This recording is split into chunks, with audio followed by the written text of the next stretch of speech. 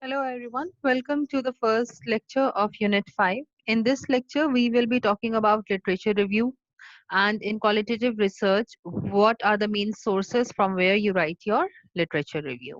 So basically, a literature review is a selection of all the available data, idea, information that there is about your particular topic and the all of the theories and all of the researches that has ever been performed on your particular topic or the area of interest.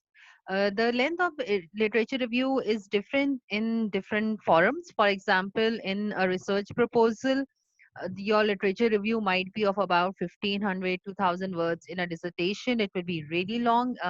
In a dissertation it would be the biggest chapter of your dissertation. In a journal article, a lot of time literature review is merged with your introduction. No matter what forum, what for whatever reason you are writing the literature review, the main purpose of the literature review would remain the same. So what are these reasons, what are these functions? What is the purpose of writing a literature review? Well, literature review basically tells you the exact position that your particular topic is at, the topic that you are researching on. It tells you the exact knowledge that there is, and it helps you understand what are the key studies. It helps you understand that you are not reinventing the wheel, that you are not repeating something which has already been done. You don't want to repeat the research, you don't want your research to be a waste of resources. Literature review helps you understand different terminologies, different key terms that will help you write your discussion chapter. It helps you to have an in-depth study of the methodology that you might use, the tools that you might use. A lot of time literature review also helps you to contextualize your own research to the major researches of the world, remaining in your particular topic. So again, the literature review helps you narrow down your research problem.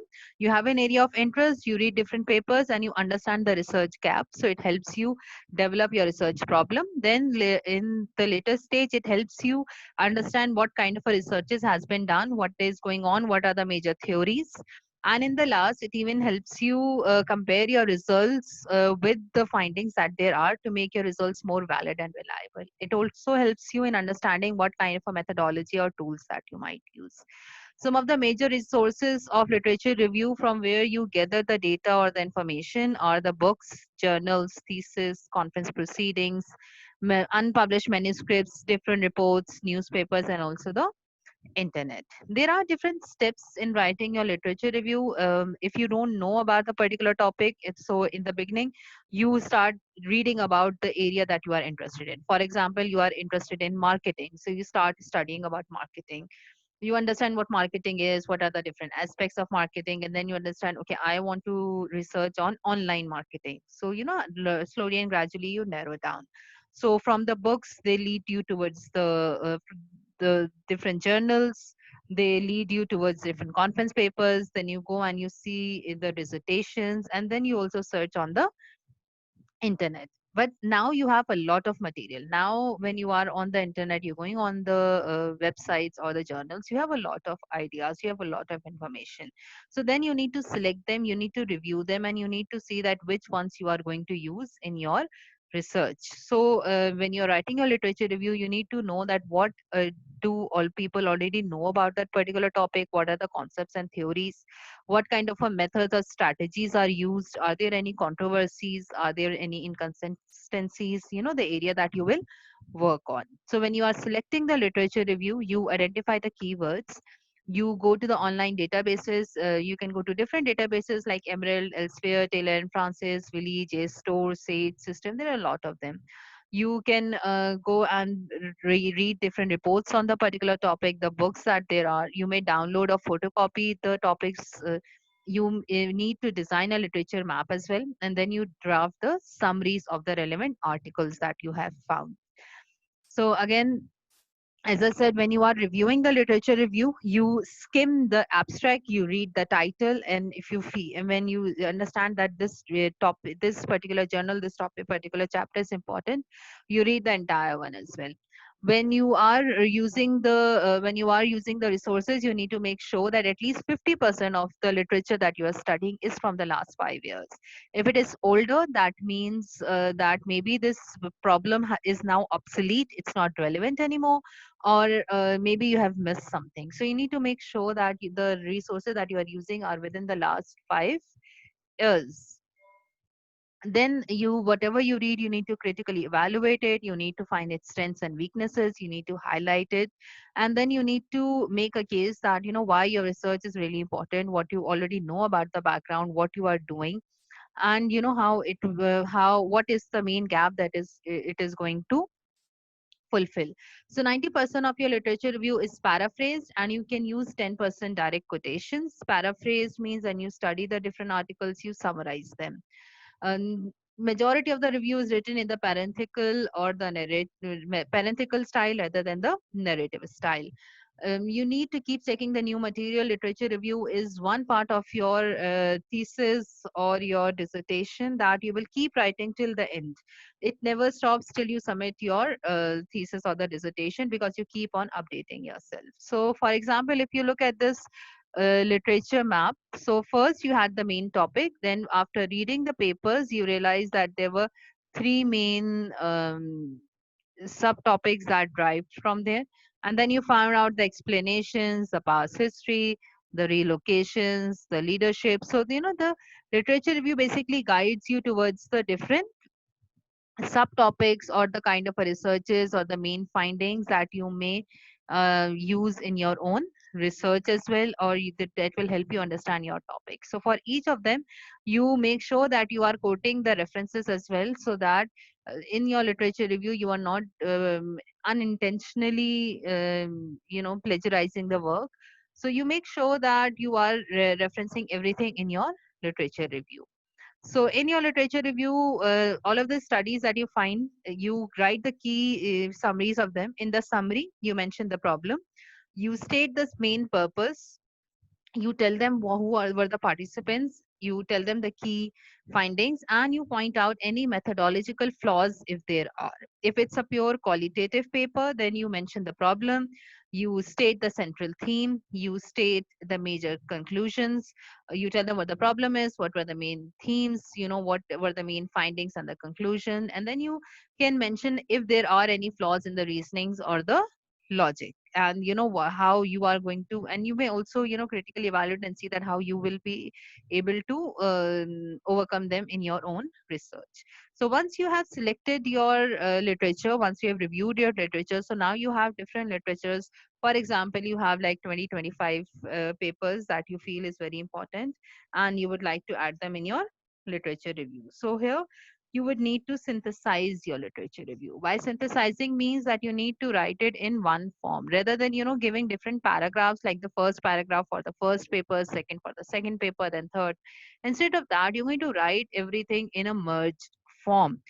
For example, if you're preparing for your exams, you may prepare for your exams from four or five different books, or four or five different places, from the PPTs, from the books, from the notes. But when you write your answers in a compiled form. You don't write that in PPT this was written, in book this was written, in handouts. No, you write it in a compiled form. So that compiled form is basically a synthesized form of all the information.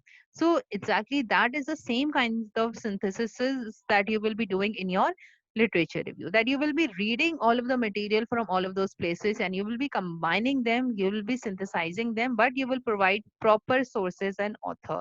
So for that, a lot of people use Excel sheets as well, so that they know that the main author, the main topic, the population results, so that they can interconnect to the studies. So see over here, they are connecting it to the other study. So when they are writing a paragraph, they can, if these two sources are connected, so they can use the both of them in the same paragraphs. If these three are connected, they can use them in the same paragraph. So a lot of people use Excel sheet as well. So when you're doing your thesis, you will be asked to make a that Excel sheet. But the when you submit your papers, you will not be asked to submit that Excel sheet. You will be only asked to submit your final literature review. So you may use the article summary table for that. Once you have written them, again you can even make another one. For example, you can list the themes and you can list the sources, the different sources. So later on you may merge the sources and write your literature review. So when you have the papers, you organize them into themes and major ideas, and then you code them, that you know who talked about these themes, who talked about these main ideas, and then merge them together. A lot of times literature review is written under headings, and those headings have subheadings as well, depending on the themes and the major ideas that you have found out in your literature. So for example, if you're working on online buying behavior, so you can talk about external buying behavior, then you can talk about traditional ways, then you can talk about online buying, then you can talk about different brands, and then you can specifically come back to your online buying behavior and what are there.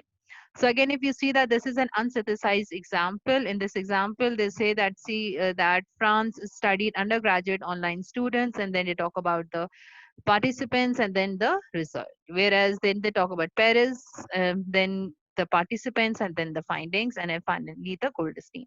So this becomes a little disoriented, disorganized kind of a thing, because they are not related. Whereas in the synthesized form, in the first one, you talk about the topic in general, that in this paragraph you're talking about that how, what is the relationship between advanced scholarly study and citation efficiency. And then you talk about what did France says, what did Goldstein says, and then what did Paris says.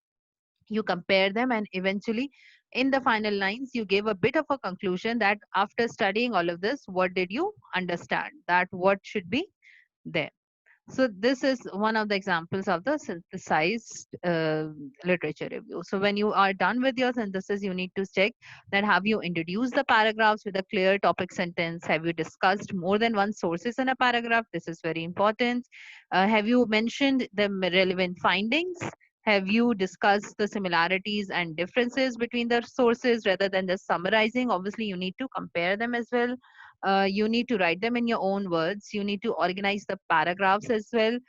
You need to see that the paragraphs are directly relevant to your research question or your topic. There should be a transition between the paragraphs as well. So this is all about the different sources of literature review. How do you select and review the literature review? And then how do you finally write it? So when you finally write it, it's in the synthesized form. Sometimes in your thesis, you might be asked to write two different types of literature reviews.